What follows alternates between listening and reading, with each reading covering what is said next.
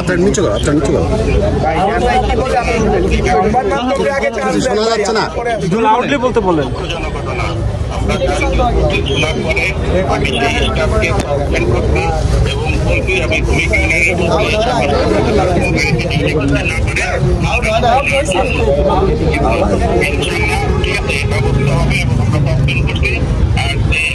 ভাই আহত হইতে তার ট্রিটমেন্টের জন্য আমি এখন হসপিটালে যাবো, ইনশাল্লাহ তার ট্রিটমেন্টের সুব্যবস্থা করবো ইনশাল্লাহ। ভাই আপনি কালকে পর্যন্ত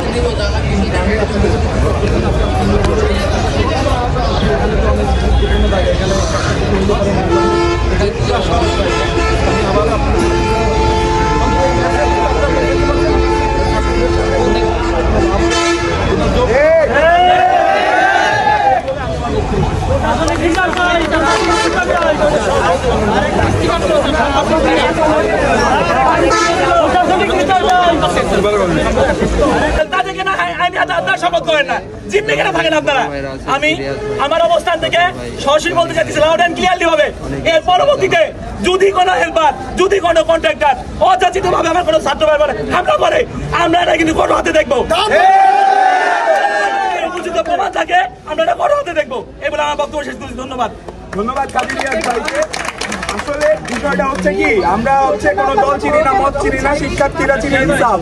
তো ইনসাফের পক্ষে এবং আমরা নিরাপদ সড়কের পক্ষে এবং নিরাপদ সড়কে যাতে আমার ভাইয়েরা এখানে থাকতে পারে, সেইখানে কোনো ঝামেলার সৃষ্টি না হয়, আমরা এই আন্দোলন গড়ে তুলবো। প্রতিনিয়ত এই আন্দোলন চলতে থাকবে। এই আন্দোলন একটি চলমান প্রক্রিয়া।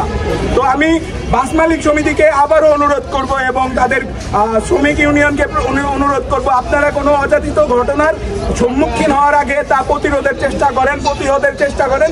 আমরা আপনাদেরই সন্তান, আমরা বাইরের কেউ না। নিরাপদ সড়ক আন্দোলনের পিয়াল ভাই আমাদের সাথে আছেন, তিনি আমাদের উদ্দেশ্যে কিছু কথা বলবেন। আচ্ছা, হাফ পাস কি আমাদের শিক্ষা দেওয়া হয় নাকি এটা আমাদের অধিকার?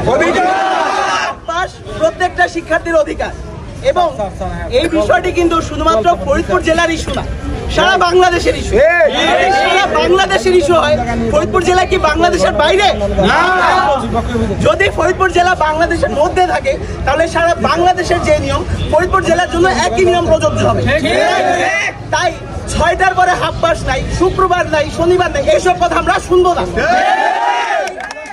চাই সকল শিক্ষার্থীদের জন্য সবসময় যেন হাফ পাস জারি থাকে, প্রত্যেকটা বাসে যেন হাফ পাসের স্টিকার থাকে।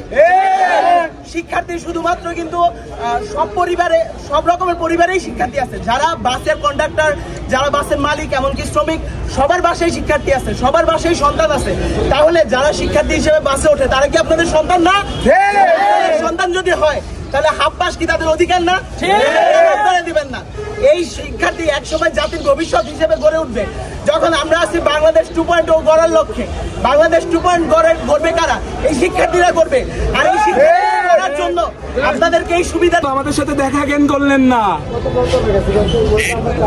আপনি কালকে পর্যন্ত ছাত্রদের সাথে দেখা কেন করলেন না? আমরা 2 ঘন্টা আপনার জন্য অপেক্ষা করছি, আপনি আসতে পারেন নাই। ভাই আপনার বাস, আপনার অবশ্যই দায়িত্ব আছে। আপনার কোন স্টাফ গাড়ি কাগজ ছাড়া চালাচ্ছে, তার কার্ড নেই, এগুলার দায়িত্ব নিতান্তই আপনার, এবং আপনাকে এগুলার দায়িত্ব অবশ্যই নিতে হবে।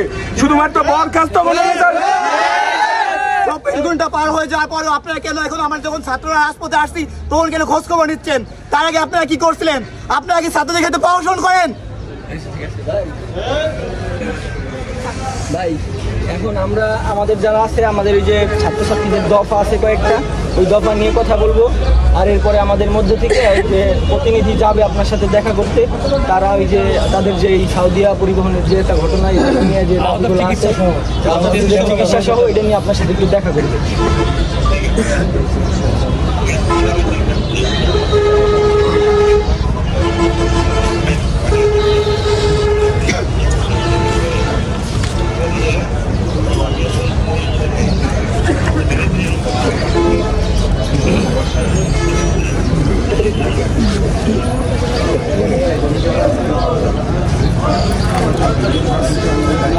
ঠিক আছে ভাই, আমি আইসা